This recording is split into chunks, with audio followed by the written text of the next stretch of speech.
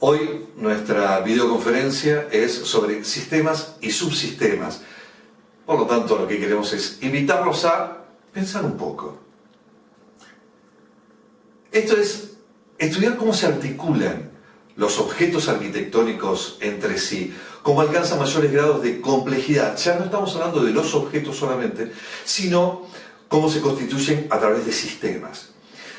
¿A qué nos referimos cuando utilizamos este concepto de sistema arquitectónico? Ya hace mucho tiempo Kant hablaba que la arquitectura es el arte de construir sistemas. Posteriormente Hegel dijo que consiste en la articulación de cada cosa con el todo. Podemos seguir avanzando y llegaríamos hasta el concepto de sistemas informáticos, que ya se corre de lo nuestro. Vemos cómo los sistemas a su vez se establecen con su entorno, no el objeto en sí, sino a través de su propio entorno inmediato. Por lo tanto, meternos en el tema lo vamos a hacer a través de una definición, una de las tantas que hay sobre sistemas. Un sistema es un conjunto de elementos que están relacionados entre sí con una organización interna y que constituye un todo que no se explica solamente por la conformación de cada una de las partes. Cada parte del sistema está en función con la otra. La arquitectura y el urbanismo son sistemas de tipo funcional, espacial, constructivo, formal y simbólico. Esto es lo que vamos a ver hoy. Bien, ya ahora presentado el tema, para poder abordar estos sistemas y subsistemas, a lo que los invitamos es precisamente a esto, a pensar en la producción de la arquitectura. Antes de ir metiéndonos en este tema, lo que me parece que estaría bueno es abordar cuál es nuestra propia definición de arquitectura, desde qué lado nosotros vemos la arquitectura. Para nosotros, la arquitectura es eso, es la estructuración del medio natural, irrumpe la arquitectura en un medio natural. Es a través de una serie de funciones. Estas funciones las vamos a ver a lo largo del primer cuatrimestre, donde precisamente vamos a estar haciendo referencia a estas y las vamos a ir conociendo. Tiene que servir al funcionamiento de una comunidad. Es nuestra responsabilidad. Ese es nuestro rol dentro de la sociedad realizando arquitectura. Y esta arquitectura tiene que estar materializada a través de distintos materiales y tecnologías, ¿sí? Para esto necesitamos el conocimiento, que será de mayor profundidad en la segunda etapa del año. Y tiene que tener una intención semiológica, esto es la perdurabilidad, a través de la propia historia, a través del tiempo y su carga significativa. Y además, toda arquitectura tiene que tener su mantenimiento en el tiempo. Vayamos a algunas consideraciones previas antes del abordaje del tema. Vamos a ubicarnos en el contenido de la materia y comenzar a conocer su lenguaje. ¿De qué manera nosotros nos comunicamos, nos expresamos, nos interpretamos? Vamos a hacer el análisis de las partes de una obra de arquitectura, porque esa descomposición del objeto hace de una mejor interpretación. ¿Para qué hacemos todo esto? Precisamente para esto, para estudiarla, para observarla, para reconocerla, y bueno, y si podemos entenderla, sería muchísimo mejor. Habíamos hablado de la definición en el inicio de la charla de lo que es un sistema, tanto como conjunto de elementos que están relacionados entre sí, con una organización interna y que constituye un todo que no es explicable por la mera suma de sus partes. Cada parte del sistema está en función de la otra. Su interrelación, sus vínculos, su forma de establecerse, eso hace el comportamiento de un sistema dado a través de todos los subsistemas que lo integran. Significa esto que la arquitectura y el urbanismo son sistemas de tipo funcional, espacial, constructivo, formal y simbólico, como vimos en el inicio. Es cierto que se ha puesto demasiado énfasis en los objetos. Siempre se ha estudiado o se ha analizado el objeto, pero ese objeto es muy poco si lo analizamos desde ese lugar. siempre lo establecemos a través de estas relaciones que se establece entre el objeto, en tanto que tiene un sistema de producción, un sistema estructural, sistema constructivo, que lo vamos a abordar ahora, este sistema de funciones que hacíamos recién hincapié, un sistema tecnológico y por supuesto un sistema de mantenimiento. Ahora, este objeto arquitectónico tiene dos vínculos más. Uno es el medio y el otro precisamente son las personas. Es esta sociedad el cual demanda de esta arquitectura. Este medio y estas personas tienen otros sistemas o abordan otras problemáticas como es el clima, los medios naturales, los entornos, las cuestiones económicas y también esto encuadrado dentro de las normativas. Un subsistema es un sistema que es parte de otro sistema mayor. Parece un juego de palabras, pero en realidad no lo termina siendo tanto. Este otro sistema mayor es un suprasistema o supersistema. En otras palabras, un subsistema es un conjunto de elementos interrelacionados que en sí mismo es un sistema, pero a la vez es parte de un sistema superior. No cumple una función separada, es parte del objeto final. Ese objeto final, por supuesto, es la obra arquitectónica. Estos subsistemas, para poder ejemplificarlo, es si yo pienso, imagino una cubierta, un techo, que tiene distintos componentes, al igual que si pienso una pared, también tiene distintos componentes. Esos diferentes componentes hacen de conformarse como subsistemas que integra este conjunto de parte y sus relaciones. En definitiva, lo que queremos contarles es que una obra es un sistema complejo, porque es así la arquitectura, es dinámico, porque produce cambios, y es abierto, porque precisamente puedo interrelacionar con todas esas partes constitutivas del edificio, que le denominábamos como subsistemas, componentes, elementos, se van relacionando, se vinculan, se articulan y conforman el sistema. ¿Qué es ese sistema? El edificio con todas las funciones. Y ese edificio con todas las funciones interactuando con el entorno y con otras formas que son intervinientes en el hecho arquitectónico. ¿Por qué pretendemos esto? Porque este conocimiento nos va a llevar a poder, además de materializarlo, de diseñarlo, de dimensionar los subsistemas de instalaciones, como por ejemplo la provisión de fluidos, las instalaciones mecánicas, las eléctricas, tienen sus secciones, tienen sus componentes. Hay que diseñarlo, establecerlos para que tengan un correcto funcionamiento. Por lo tanto, es comprender esa relación entre lo que es el hecho de la materialización, de la construcción, de esa producción dentro del marco de la tecnología. ¿De qué manera se dan estos diseños constructivos? Tenemos los constructivos tradicionales. Esto requieren de una mano de obra que no es especializada o altamente capacitada. Hay gran desperdicio de material porque no está establecido en forma muy orgánica, sino que pertenece más a las costumbres y a la cultura propia de la construcción. En una segunda etapa tenemos los sistemas racionalizados, es lo que observan ustedes allí en la imagen. Empieza a haber piezas. Esas piezas o esos elementos constitutivos tienen dimensiones, hay que establecerlos dentro de esas dimensiones para que empiece a interactuar. El otro punto más importante es los industrializados. Ese diseño constructivo industrializado es un sistema que se desarrolla en un taller, en una fábrica, en una planta, y se traslada para ensamblar todas esas piezas dentro de en un lugar determinado, que es el lugar definitivo de la obra.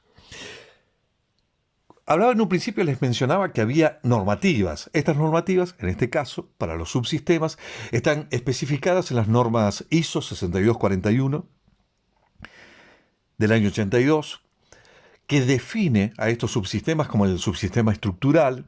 Son las fundaciones, los muros portantes, las columnas, vigas, el periférico horizontal, Claro que sí, son esos planos horizontales que determinan las veredas, los patios, los balcones, las terrazas, las cubiertas, ese periférico vertical que son particiones y aberturas, o sea, mamposterías con sus carpinterías, rejas u otros elementos que la contengan.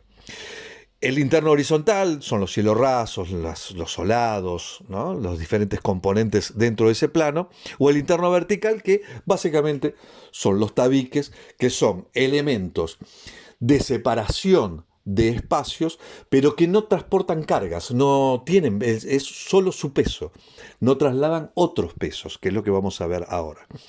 Y después tenemos las instalaciones, las mencionábamos recién, gas, agua, electricidad. Tenemos el equipamiento interno, esto puede ser calefacción, por aire, radiadores, diferentes elementos. Y también hay elementos externos, cámaras de vigilancia, etc. Para nosotros estos subsistemas están compuestos por la estructura resistente. Hablar de estructura resistente es o una estructura independiente, quiere decir que se mantiene el edificio en pie y traslada sus pesos a un terreno firme, o muros portantes, que es lo mismo. También trasladan en diferente forma esos pesos hacia un suelo firme y mantener en equilibrio la obra. Estructura independiente, utilizada más para los edificios en altura, básicamente, o superando más de una planta. Muros portantes, que vamos a ir especificándolo ahora en lo inmediato.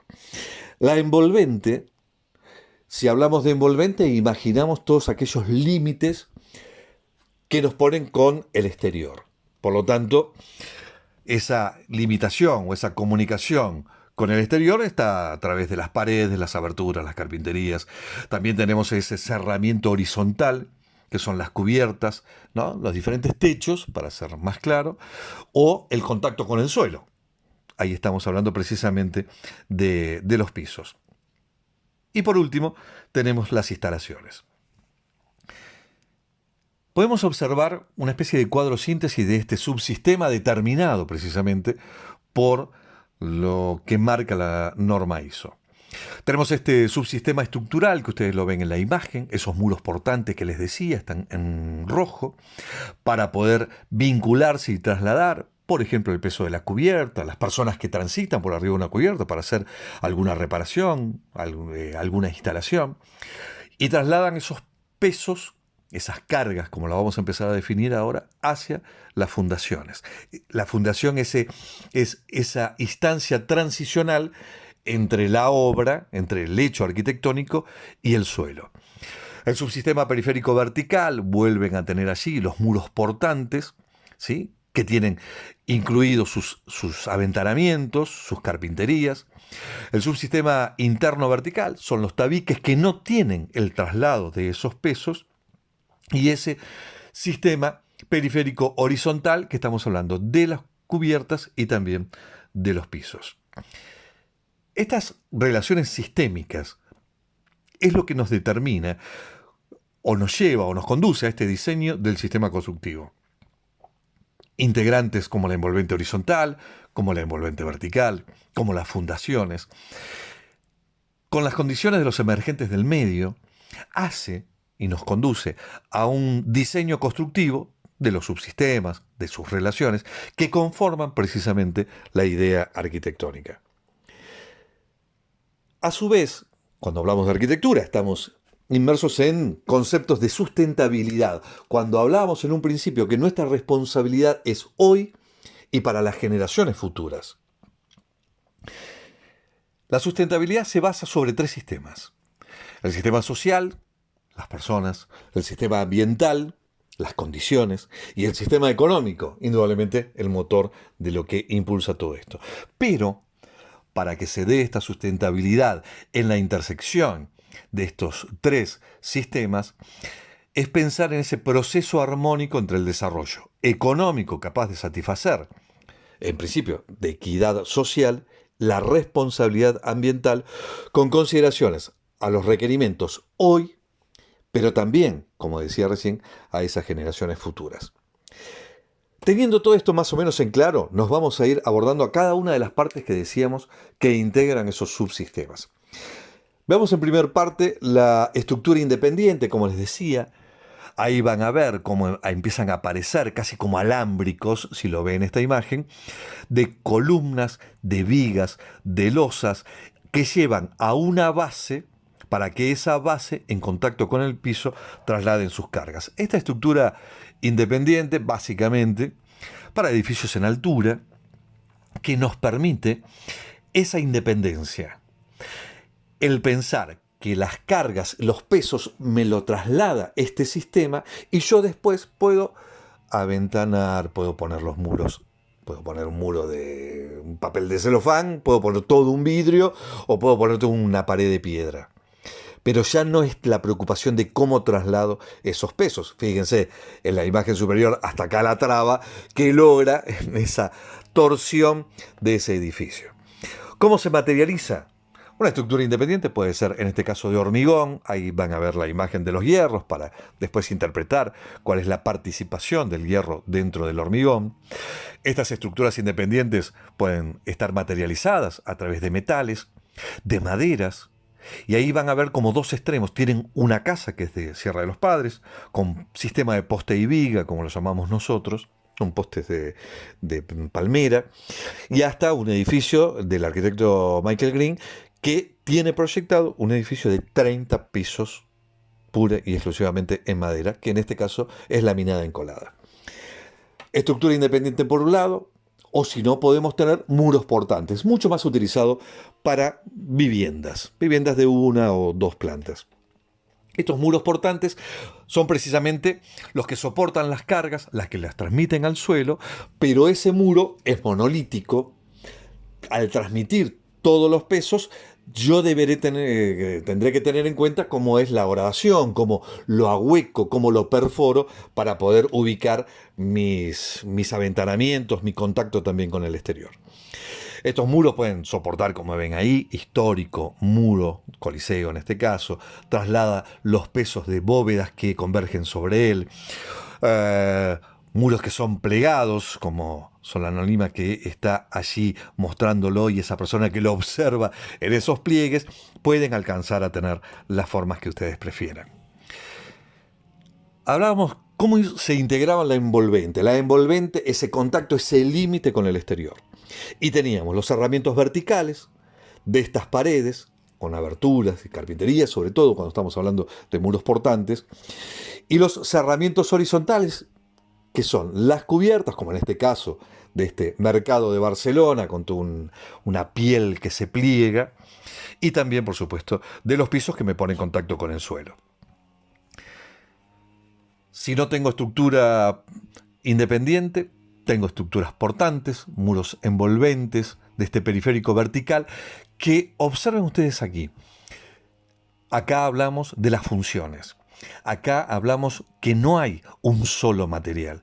Es ese subsistema integrado por diferentes materiales que le otorgan las condiciones a ese muro para respuesta de todas las funciones que nosotros mencionábamos y en la combinación precisamente de todas ellas. Empieza a aparecer este reconocimiento de cada una de las partes, ¿sí? Condiciones emergentes, tecnológicas, relacionales, las funciones, la mano de obra disponible, el conocimiento técnico. Con todo ello empezamos a optar las opciones que son opciones concretas de diseño. Esos muros portantes no siempre son monolíticos, no son de ladrillos, de piedras, también puede ser de estructuras livianas, como es en el caso de la madera, pero que termina siendo todo el muro el que transmite y lleva la responsabilidad de esas cargas al piso. Dentro de estas envolventes, cuando abordamos el tema de las cubiertas, estas envolventes horizontales, estos planos horizontales, fíjense que pueden ser inclinados, pueden ser cubiertas planas, pueden tener diferentes formas y ser techos verdes. Puede ser como la obra que encuentran al pie de la imagen de Le Corbusier, donde la cubierta es ese subsistema que flota por encima del otro espacio conformado ¿no? Y a través de carpintería, es una estructura muy vidriada, muy transparente, y la cubierta está por encima. O esa cubierta que se pliega, que es toda curva y va adoptando las formas del edificio en su conjunto. Cubiertas que vemos cómo está conformado ese subsistema. Vemos allí las cabriadas, que son la cuestión estructural de esa cubierta, esa lámina por encima que cierra, o ni que hablar, por ejemplo, del pabellón de Marsella, donde Foster hace esa cubierta allí de acero inoxidable pulido, 46 por 22 metros, que refleja, por supuesto, todas las personas y todo lo que sucede allí abajo. Es piso y techo a la vez, maravilloso. Dentro de los planos horizontales, como hablábamos de cubierta, también hablábamos de pisos. Esos pisos que pueden ser de hormigón y lo tengo en contacto con el suelo, con la tierra natural. Puedo elevarlo y se conforma con un subsistema donde varios son los elementos que lo componen. Lo observan allí en madera, lo observan en metal. Observan los balcones, que son esos planos también que sobresalen y que tienen cada uno sus propios componentes. Por último, estas envolventes están materializadas de diferentes formas. El conocimiento de cada uno de los materiales para que dé respuesta a esas funciones y, por supuesto, a esa carga significativa que hablábamos en un principio, y también a su perdurabilidad en el tiempo. Y allí encontramos esas pieles conformadas en diferentes materiales, tanto materiales como naturales. Miren cómo aparece allí la vegetación para aportar lo suyo, o estas tramas, estas láminas perforadas y expandibles, así como logró Toyo Ito en este frente de un edificio en Barcelona, o Foster para los espacios abiertos que tenía el Museo de Londres. Maravillas que van conformando esto. La tercera parte, como les decía, estaba conformado por las instalaciones. No vamos a hacer hincapié porque vamos a tener una clase especial sobre las instalaciones, simplemente aquí para mencionarlas. Estas instalaciones no son solamente las que estamos acostumbrados a observar, las que tenemos en casa, las que tenemos en nuestros departamentos, que van por las paredes, van por los pisos, están ocultas, escondidas, sino que también tenemos instalaciones que son parte integral de el proyecto, como lo ven aquí, realizado todo en condición externa como leitmotiv de este proyecto que estamos observando en Francia. Nosotros no podemos hablar de sistemas, de subsistemas, sino hablamos de la materialidad, porque es el sentido que le da a esta conceptualidad de la caja arquitectónica. Esta materialidad que en la segunda parte del año iremos metiendo en cada uno de los materiales, sus componentes, sus expresiones, sus cargas significativas y sus respuestas a ese entorno y sus respuestas a las condiciones donde está inmersa esa obra. Esa materialidad termina conformándose de diferentes materiales. Tenemos pieles, transparencias, planos, todo lo que a ustedes les parezca que dé respuesta precisamente a esa arquitectura. Acercándonos al final, es para que nos quede como análisis que toda arquitectura comienza por esta delimitación de un espacio. Es en principio física, esta arquitectura es corpórea. Esta arquitectura se impone dentro de las fronteras y los límites que establece con ese entorno. Esas condiciones materiales como punto de partida, la intervención sobre el territorio que lleva a dos problemas de la cultura: la relación con la naturaleza y la capacidad transformadora. Porque es artificial, porque es tecnológica, porque está conformado de forma y de materia. Este diseño arquitectónico con los materiales, los sistemas constructivos y todos los aspectos que intervienen generan en este proyecto para dar la respuesta más adecuada, que es la responsabilidad que nosotros hablábamos en un principio. Se observan acá, van a ver en esta obra a término para ir construyéndose, cómo está conformada de diferentes subsistemas, diferentes materiales, cómo se relacionan, cómo se vinculan. Es precisamente a todo esto a lo que los estamos invitando, precisamente con esta materia, con esta clase y con lo que vamos a ir en camino a lo largo de todo el año. Lo cerramos, lo dejamos con las palabras del arquitecto Alejandro Aravena, chileno, cuando dijo que la arquitectura es dar forma a los espacios donde vive la gente. Y dice él, es así de simple y también es así de complejo. Como dije Piñón, no hay concepción sin técnica, ni proyecto sin materia. Gracias.